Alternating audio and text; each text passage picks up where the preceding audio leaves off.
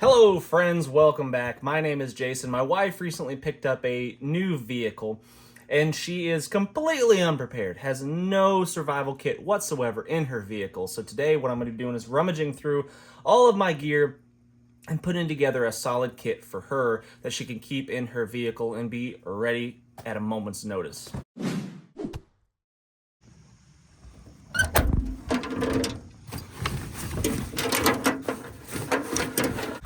So here's the new ride right there. And here's the space that we have to work with. And now this is typically what the back of her car is gonna look like. It's gonna have a whole bunch of stuff in it. She's hauling people, she's hauling supplies and food, and she's hauling a lot of stuff in this truck right here. It might as well be a truck. Actually, we looked at getting her a pickup truck so she'd have an easier time of hauling all the stuff that she wants to haul. But anyway, this is typically what the back of her vehicle looks like. It's got stuff in it. So what we're going to put in here has to be small. I'll show you in a minute, I used to have a big, huge parachute bag that had everything that you could possibly need. It had sleeping bags for the whole family. It had all the survival kit. It had tools. It had everything in it, but it was huge. It was about as big as this 42-gallon trash bag right here full of donations, but it was about that big. And it just took up too much space, and she was always taking it out and leaving it behind because she needed the space to haul stuff. So I've got to take that into consideration. Oh, here's a good item. Threw this in here the other day, a Halo Bolt Ultimate. This is basically a jump starter. It's got a pump in here. Let's open it up and look at it. So this is gonna stay in her car for sure. And look how hideous it is. Ugh. But it is pretty cool actually. So you can plug stuff into it. You can charge your phone, USB ports. It's got a air pump, so you can pump up your tires. It will jump start your car. It's a pretty cool little system, and it is charged up to 100%. I know this because I just put it in there. Anyway, so that's really neat. That's going to stay in there for sure. It doesn't necessarily have to fit in the pack, but it's going to stay in the car. Here's a first aid kit that I have built. It's been a while. Haven't been into this one in a while, but it's got a bunch of rolled gauze, just for your standard cuts and things like that. And then it's got more advanced stuff. Got a Israeli bandage here, a chest seal, which she has not been trained up on how to use. It's not necessarily, in my opinion, a bad idea to put first aid kit items in a first aid kit if you don't know how to use it, because potentially you might arrive upon a scene or something might happen. You have the first aid kit and someone is there with a higher level of training that might be able to use it. Should you learn how to use all the stuff? Absolutely. Should I do a better job of teaching my wife how to use some of these things? Absolutely. I'd like to have a great big jumbo bag with everything that she could possibly ever need, but I gotta be realistic at the same time. So let's limit it to what she will actually use. This syringe right here, this is something that's often overlooked in a med kit. This is a syringe that's used to wash out your Sawyer Mini. But it's also really good for irrigating a wound. Let's say if I was to cut my arm right here, I could spray that cut and get all the crap, dirt, and stuff out of it. And that does a pretty good job of that. This first aid kit pouch is fairly bulky, so we're gonna get rid of that and eliminate some of the extra stuff that's probably not necessary. We've got a rat's tourniquet right there, which I like. Some people hate them, but they do work quite well on kids, like little girl arms that are scrawny, about an inch in diameter. Here's a smaller pouch of wet wipes. Maybe we'll throw that one in there. She's always getting into something. Always into mischief, this Maggie girl. Aren't you, girl? You see basic boo-boo bandages and stuff like that, which is probably what's in here if I had to guess. Oops. This is actually a decent little boo-boo kit right here. So we might just add our rat's tourniquet in there. We've already got gloves, but we couldn't hurt to throw in an extra pair of gloves. So we'll have the rat's tourniquet, some quick clot right there, in combination with some wet wipes. Here's some more gauze. I'd like to get some more of that in there. All right, there's a decent first aid kit. Solve most problems that we should encounter, I would think, as long as we can get it to close. Like I was saying before, in previous packs like this, that's what I had in there basically. Was that giant, big, huge, jumbo parachute pack right here.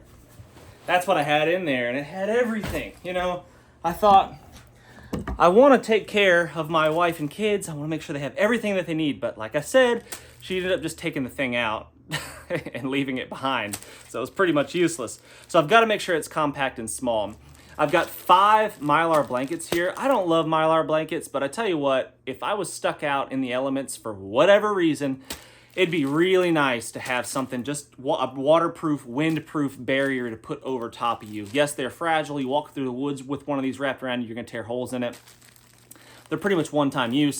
But for an emergency and the small factor right there, it's hard to beat it. You can literally stick one of these in your pocket and carry it around with you all the time and not even know it's there, and you've got yourself a waterproof shelter. So for that reason, I really like them. And I'm gonna probably throw 5 of these. That's one for each of us, one for each member of the family right here.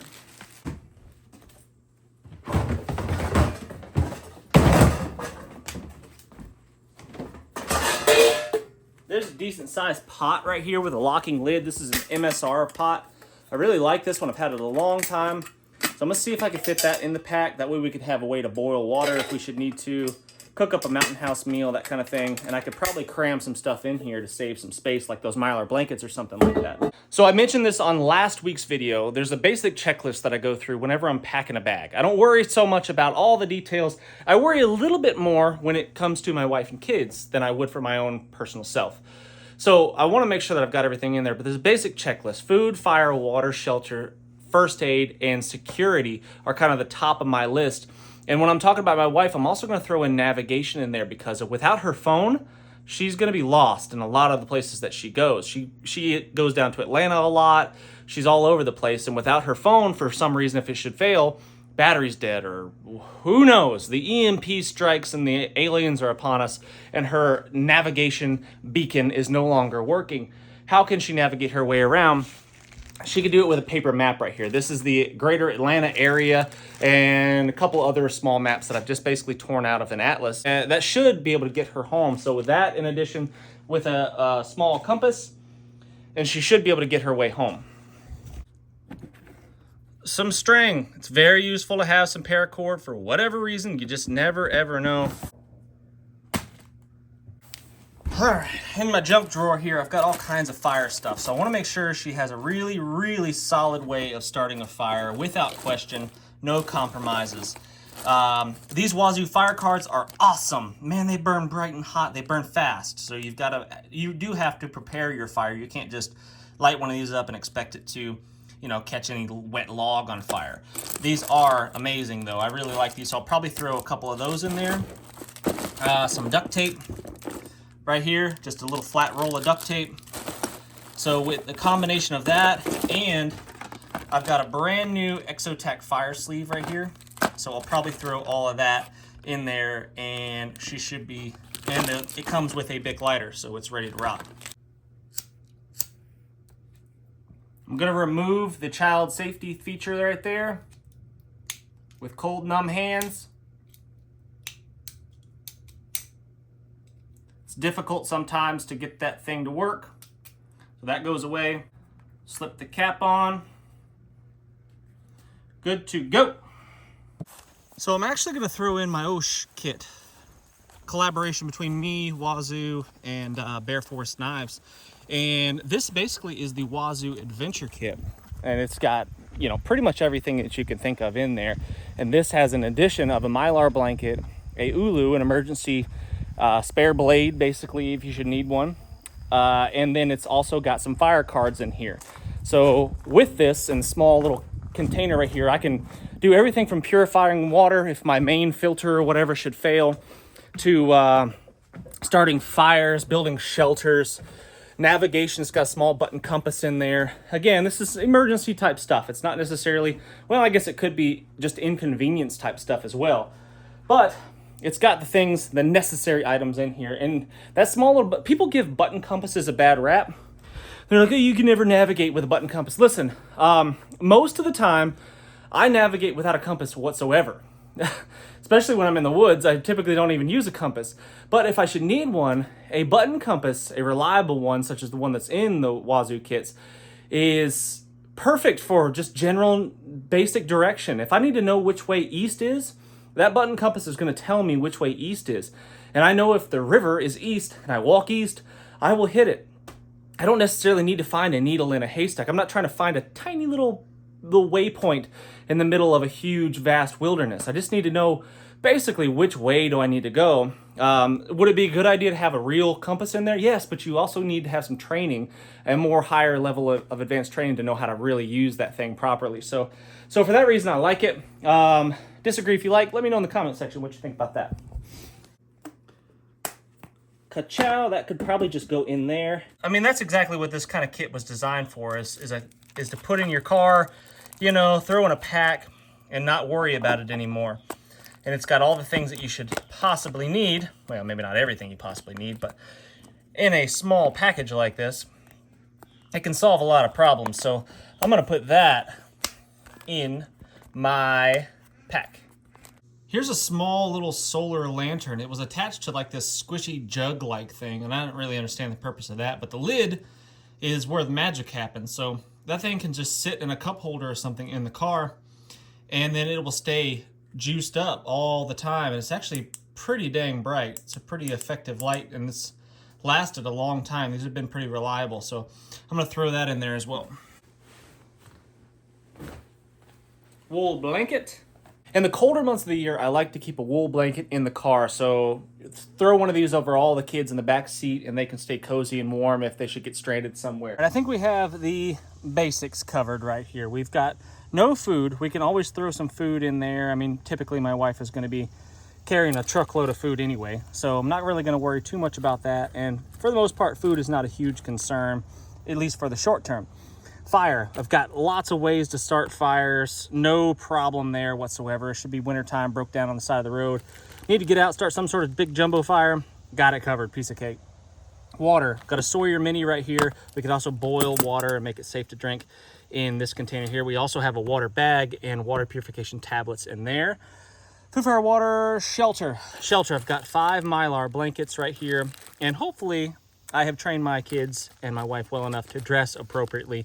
And as we all know, clothing is our first line of shelter. Food, fire, water, shelter, security. My wife always has her G26, and I'm going to throw in an extra mag there. So she'll have that if needed. Hopefully, God forbid, that is ever the situation and I'm not around. Security, navigation right here. So we've got a map. We've got a small button compass. If for some reason her cell phone or something shouldn't be working and she doesn't have GPS, she could hopefully find her way out of town and back home using the old school method right there. First aid, we've got a pretty comprehensive first aid kit right here that I've jammed packed full of stuff. In addition to this syringe right here for the water filter, you can irrigate wounds, and then some wet wipes just to clean up, you know, sanitation type stuff. Man, I think that's about it. Oh, and a Leatherman. I'm gonna throw a Leatherman wave in there, so we can make some small, tiny little repairs, you know, and do whatever we need to do, and have an extra cutting blade right there. We've got the Ulu in here, so that should be good to go, but for emergency purposes. But just a primary, ready to go cutting tool and saw and pliers and all that stuff, screwdriver and whatnot.